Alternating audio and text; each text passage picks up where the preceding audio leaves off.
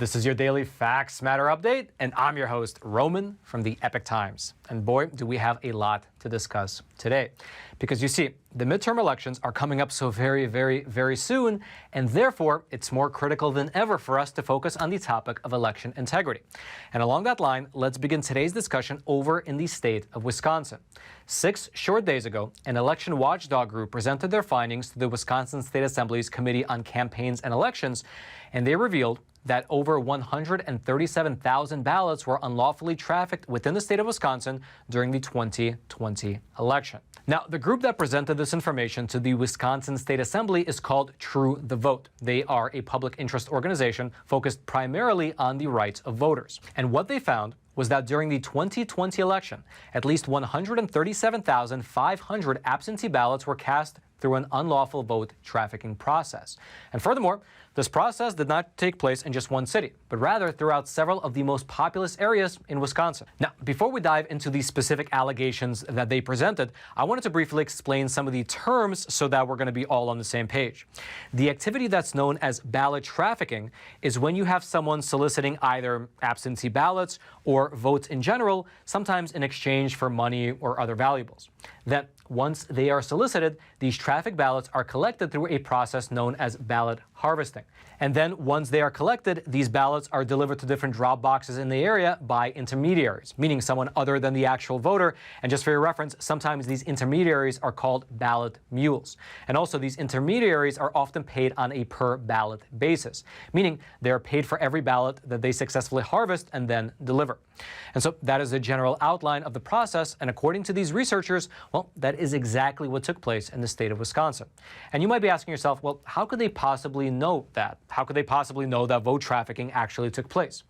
Well, what these researchers did is that they purchased 10 trillion unique cell phone identity signals, also known as cell phone pings, P-I-N-G-S, pings. And what a cell phone ping does is that it allows a person with a fair bit of accuracy to determine the location of a particular cell phone within a given area.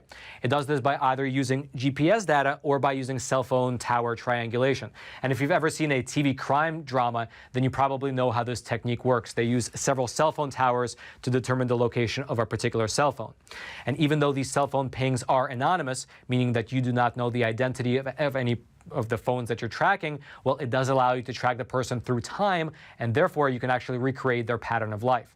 Here's in fact how Mr. Greg Phillips, who is a cybersecurity expert working for True the Vote, here's how he explained it to the Wisconsin Assembly. Quote, "From these pings, it can be determined where you work, where you sleep, and even what floor you are on within inches." Which of course sounds all extremely dystopian, but regardless, what these researchers did is that they retraced the footsteps of people who made multiple trips to drop boxes during the 2020 election. Specifically, these researchers, they purchased 10 trillion cell phone pings that took place during the 2-week period between October 20th through November the 3rd of the year 2020.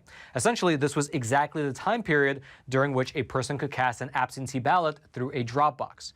And once they mapped out the travel patterns of these people, they found that 138 individuals did one of 2 very interesting things. The first is that each of these 138 people, they visited the location of a certain non-governmental organization at least 5 times each. Although the researchers did not reveal the actual name of this organization that they were visiting, but each of them visited this organization at least 5 times. Then the second point is that the researchers found that each of these 138 individuals, besides visiting this NGO, they made a combined total of 3,588 trips to absentee ballot drop boxes. And this, by the way, only represents the Milwaukee County area. Here is how Mr. Greg Phillips described his findings to the Wisconsin State Assembly. Quote, "That's an average of 26 trips per person to drop boxes in the Milwaukee area." Think about that for a quick moment. Just in the Milwaukee area, you had 138 people making an average of 26 trips to a ballot drop box. Now, after this particular finding was revealed, one of the Wisconsin State Committee members, Ms. Lisa Subek, she's a Democrat, she asked these researchers whether this was evidence of fraud. And as a response, a spokeswoman for True the Vote, she said this, quote, "Vote trafficking is being done through the process. It is illegal. Every vote cast illegally cancels the vote of a legitimate voter." And in terms of the legality, she is indeed correct.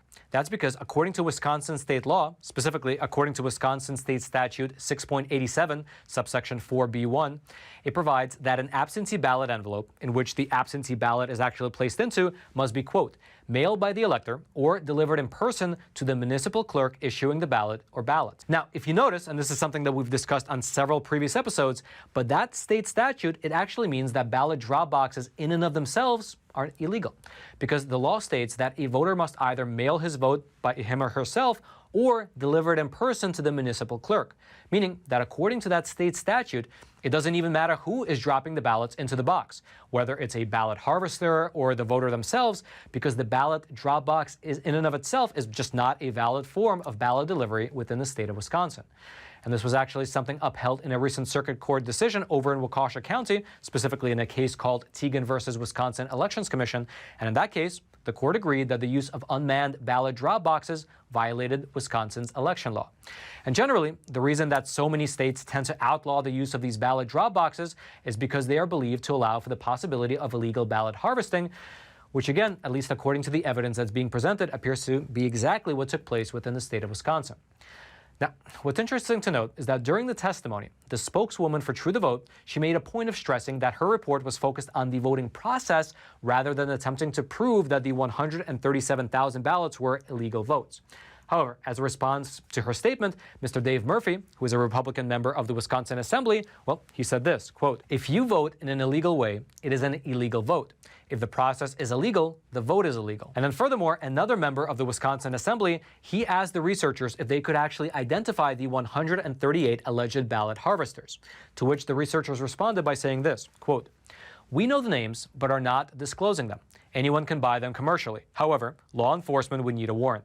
And then, in terms of what the researchers are actually hoping to achieve with their findings, well, here's a statement from True the Vote's legal counsel. Quote, what has been disclosed, and in my view proven, is that there were sufficient irregularities in the 2020 election that a court, at the time, could have reached the conclusion that the true results cannot be determined. But that time has passed. It's not about overturning the 2020 election. It's about the future. The situation is crying for reform. Now, at least to me, the most interesting aspect of the report is that it was not limited to only the state of Wisconsin. That's because these researchers, they also purchased the cell phone ping data in Georgia, in Arizona, in Pennsylvania, in Texas, as well as in Michigan. And after combing through all this data for the last year and a half, they found that in those 6 states, which includes Wisconsin, at least 4.8 million votes were harvested and trafficked. For instance, according to the report that was put out by True the Vote, over in Arizona, there were a total of 202 intermediaries, meaning ballot mules, who made a total of 4,282 separate visits to ballot drop boxes within Maricopa County. And then likewise, over in Atlanta, Georgia, there were 242 intermediaries, again meaning ballot mules, who made a total of 5,668 stops at ballot drop boxes during the 2020 election. And actually, what's really interesting in the Georgia case is that in this report, True the Vote wrote that they obtained about 4 million minutes of Dropbox video surveillance footage, which helped them to figure out exactly what was happening in Georgia. Now, if you'd like to go through their report for yourself and look at their methodology as well as their actual findings, I will throw a link to their report. It'll be down in the description box below this video so you can comb through it yourself and see whether you agree with their findings. And by the way, as you're making your way down there, take a quick detour by that smash button and smash it just once so that this video can be shared out to ever more people and the truth can be shared that much more widely.